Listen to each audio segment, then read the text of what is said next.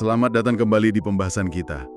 Eh, Pernah kepikiran nggak sih, kenapa ya urusan uang ini kok rasanya lebih sering soal perasaan, soal psikologi kita, bukan melulu soal jago matematika gitu? Iya ya. Nah, hari ini kita mau coba gali lebih dalam nih, pemikiran dari buku Psychology of Money karya Morgan Housel. Kita pakai rangkuman detailnya sebagai panduan. Oke. Tujuannya, ya biar kita sama-sama lebih paham lah, kenapa sih kita kadang ambil keputusan finansial yang, ya gitu deh, dan gimana caranya biar lebih bijak, lebih tenang ngelola uang. Menarik banget ini. Soalnya Housel itu kan mulainya dari ide yang fundamental banget ya. Katanya nggak ada orang yang gila soal uang. Oh ya, maksudnya gimana tuh?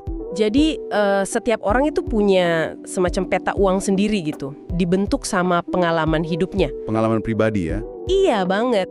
Keluarga, zaman kita tumbuh besar, kejadian-kejadian tak terduga, itu semua ngebentuk cara kita lihat uang. Kayak, anak kecil aja, kenapa dia suka permen A tapi nggak suka permen B? Kan ada alasannya sendiri tuh. Oh, oke. Jadi keputusan finansial kita, meskipun buat orang lain mungkin aneh, sebenarnya ada logikanya ya dari kacamata kita. Persis, ada logika internalnya gitu. Makanya penting banget buat empati sama orang lain dan juga introspeksi ke diri sendiri soal kebiasaan finansial kita.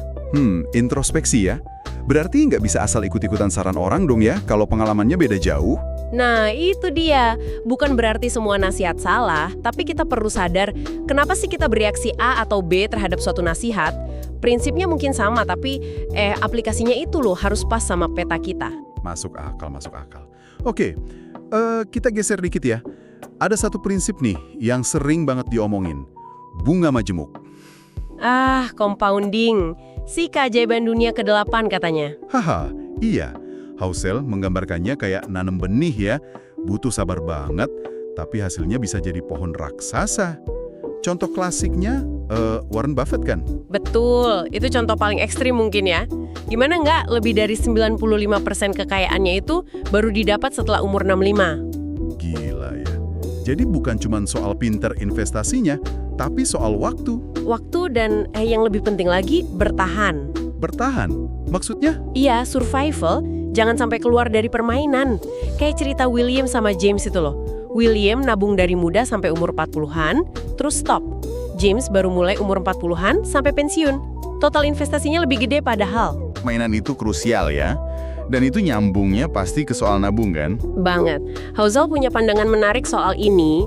Katanya tingkat tabungan kita, saving rate, itu seringkali lebih nentuin hasil akhir daripada seberapa gede gaji kita atau bahkan return investasi kita. Wah, serius?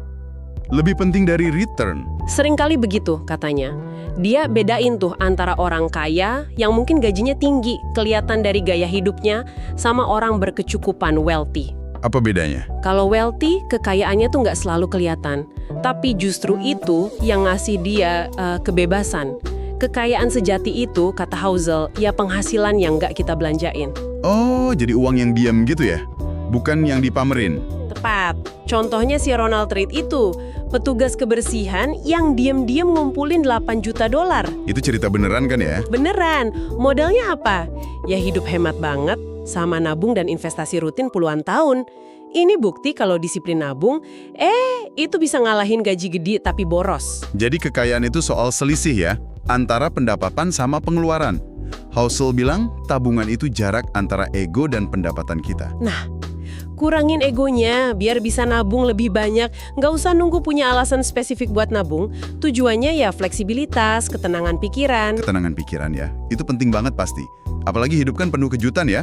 Kata Housel gitu juga kan? Betul, keberuntungan resiko itu selalu ada. Hasil kita nggak pernah 100% karena usaha kita doang. Nah, karena masa depan nggak pasti, kita perlu bangun yang namanya ruang untuk kesalahan. Margin of safety ya istilahnya. Kayak dana darurat, terus diversifikasi investasi gitu. Persis. Biar kalau ada apa-apa, kita nggak langsung ambruk. Kembali ke ide bertahan tadi kan, fokusnya di ketahanan bukan coba-coba nebak masa depan. Terus soal pasar yang naik turun, volatilitas. Nah, Housel punya cara pandang unik nih. Jangan lihat itu sebagai denda atau hukuman, Anggap aja itu biaya masuk. Ongkos yang wajar kita bayar buat potensi hasil jangka panjang yang lebih gede. Menarik, menarik. Oke, kalau kita udah punya ketahanan finansial nih, apa sih hadiah utamanya? Kata Housel kan bukan barang mewah ya? Bukan. Hadiah tertingginya, kata dia, itu kendali atas waktu kita. Kendali atas waktu. Iya, itu kekuatan super uang menurutnya. Kemampuan buat bangun pagi terus mikir, hari ini gue bebas mau ngapain aja. Itu dividen tertinggi dari uang. Wah, dalam juga ya. Jadi bukan soal numpuk uangnya, tapi soal seberapa bebas kita ngatur hidup kita sendiri. Tepat. Makanya prioritasin pengeluaran yang bisa beli waktu. Nah, ini nih bagian yang mungkin paling susah. Gimana caranya bisa merasa cukup? Godaan buat banding-bandingin sama orang, terus gaya hidup naik terus kalau gaji naik, itu kan gede banget ya. Gede banget. Makanya skill tahu kapan harus berhenti ngejar lebih itu penting banget. Housel juga saranin kita buat fokus ke strategi finansial yang masuk akal buat kita. Masuk akal? Maksudnya bukan yang paling rasional gitu? Bukan cuma rasional di atas kertas. Mungkin ada strategi yang returnnya paling top, tapi kalau bikin kita cemas tiap malam, nggak bisa tidur, akhirnya malah panik jual rugi, ya buat apa? Jadi mending strategi yang hasilnya mungkin cukup baik aja, tapi bikin kita tenang dan bisa kita jalani terus-menerus ya? Persis. Konsisten itu kuncinya. Strategi B+ yang kita patuhi bertahun-tahun itu jauh lebih bagus dari strategi A+ yang kita tinggalin pas lagi gonjang-ganjing. Tidur nyenyak itu aset juga loh. Oke.